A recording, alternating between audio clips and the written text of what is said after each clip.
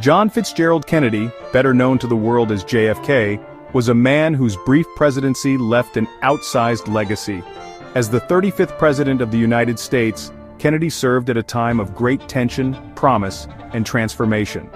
Elected in 1960 as the youngest man and first Roman Catholic to ascend to the presidency, Kennedy represented a generational shift in American politics. His rhetoric invoked lofty ideals, and his administration faced unprecedented challenges. From the Cold War to the Civil Rights Movement to the space race. Kennedy's life story reads like a Shakespearean drama, a privileged yet sickly child who became a war hero, a charismatic senator who battled his own party to rise to power, a young president who confronted the edge of nuclear catastrophe, and a national leader whose assassination at the height of his influence left the world mourning what might have been. John F. Kennedy was born on May 29, 1917, into the politically ambitious and affluent Kennedy family of Brookline, Massachusetts. His father, Joseph P. Kennedy Sr., was a wealthy businessman, investor, and diplomat who envisioned a political dynasty for his sons. John was the second of 9 children, growing up in a world of privilege tempered by intense familial expectations.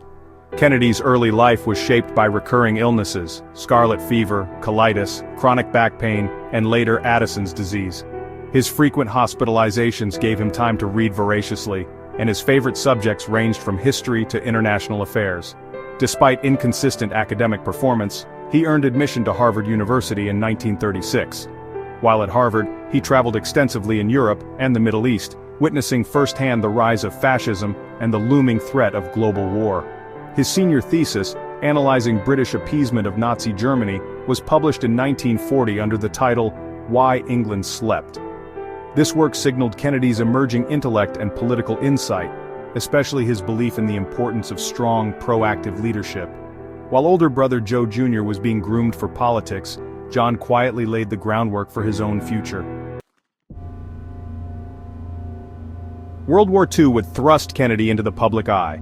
After joining the U.S. Navy, he commanded a patrol torpedo boat, PT-109, in the Pacific. In August 1943, a Japanese destroyer rammed the boat, killing 2 crew members.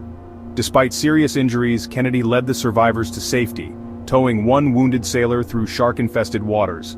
For his bravery, he received the Navy and Marine Corps Medal. The experience was formative, enhancing his public image and deepening his understanding of sacrifice, leadership, and mortality. His war record also contrasted sharply with that of many other young politicians who had avoided military service. Despite chronic pain and lifelong health struggles, Kennedy refused to let his ailments define him. After the war and the tragic death of Joe Jr. in combat, the political mantle passed to John.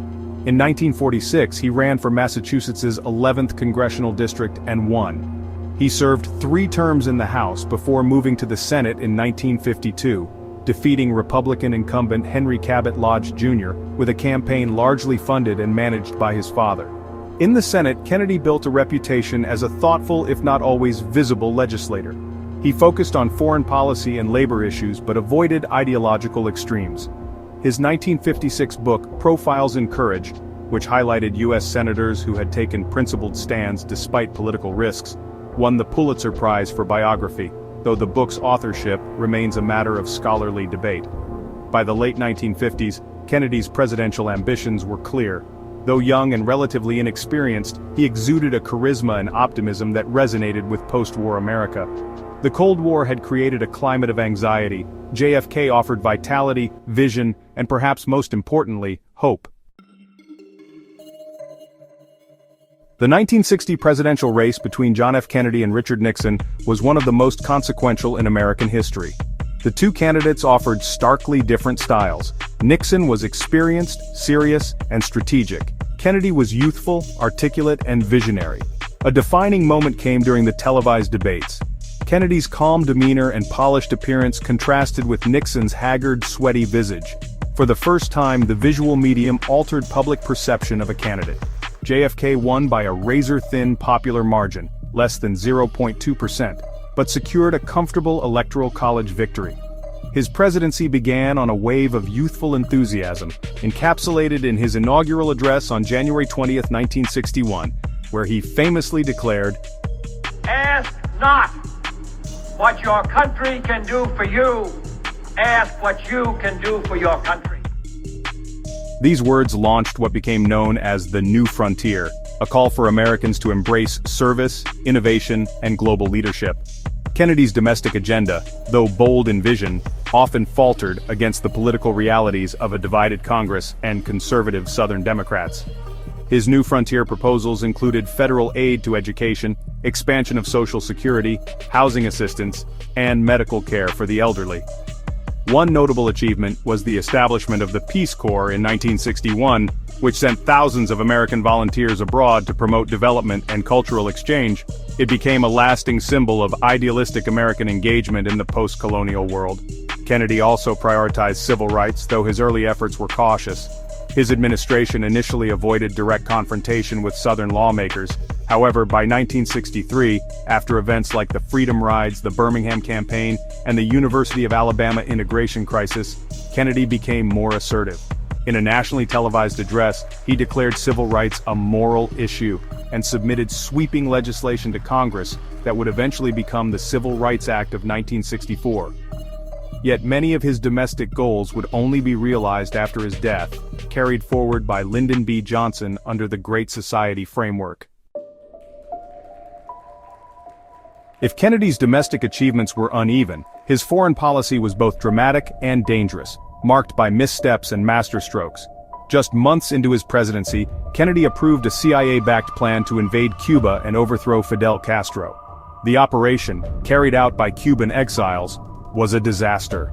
Poor planning, lack of air support, and strong Cuban resistance led to a humiliating defeat. Kennedy took public responsibility, earning political respect, but weakening America's global image.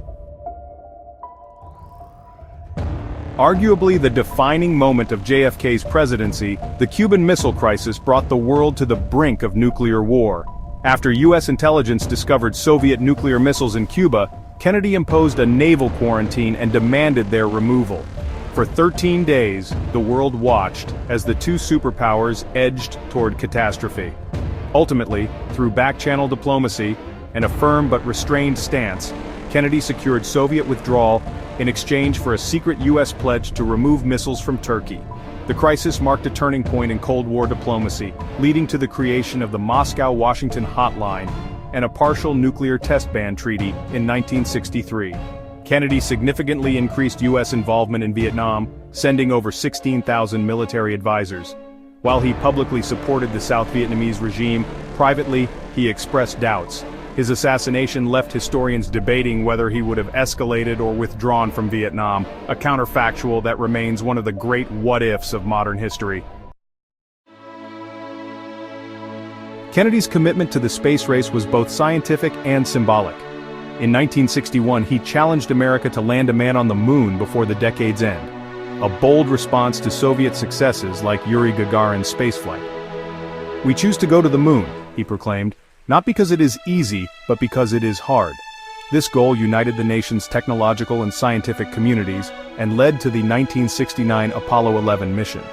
Though Kennedy did not live to see it, the moon landing became a testament to his belief in American ingenuity and ambition. On November 22, 1963, Kennedy was shot and killed while riding in a motorcade in Dallas, Texas. The assassination stunned the world. Lee Harvey Oswald was arrested as the suspected assassin, but he was killed 2 days later by Jack Ruby, fueling conspiracy theories that persist to this day. Kennedy's death marked a cultural turning point. His funeral was broadcast globally, and images of his grieving wife, Jacqueline Kennedy, and young children became seared into collective memory. The nation not only mourned a leader, but also a sense of innocence and possibility. Kennedy's legacy is multifaceted. Supporters laud his eloquence, leadership during crisis, and bold vision for the future. Critics point to his limited legislative record and aggressive Cold War policies. Yet even his skeptics acknowledge his symbolic power. His presidency bridged the idealism of post-war America and the turmoil of the late 1960s. He inspired a generation to engage in public service, civil rights, science, and diplomacy. Programs like the Peace Corps, space exploration, and civil rights reform bear his imprint. Moreover, JFK redefined the role of the modern president as a cultural and inspirational figure.